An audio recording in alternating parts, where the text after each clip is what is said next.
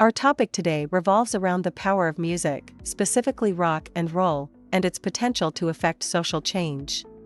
The question we're asking is, can rock and roll really bring about a change in society? Let's start by understanding what rock and roll really is. It's not just a genre of music. It's a cultural phenomenon that took root in the 1950s and has been a significant part of our lives ever since.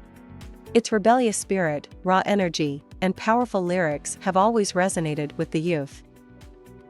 Now, let's delve into some examples where rock and roll has influenced societal norms or brought about change.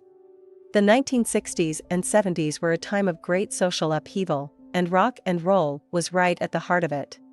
The music of bands like the Beatles and the Rolling Stones became anthems for change, echoing the sentiments of a generation seeking to break free from the constraints of the past.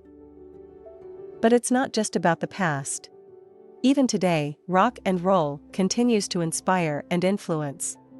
Songs are being written about current social issues, from climate change to political unrest, and they're being heard by millions.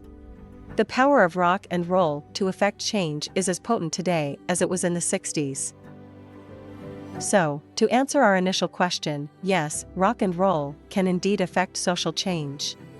Its power lies in its ability to bring people together, to give voice to the voiceless, and to challenge the status quo. It's more than just music. It's a movement, a force for change, and a platform for expression.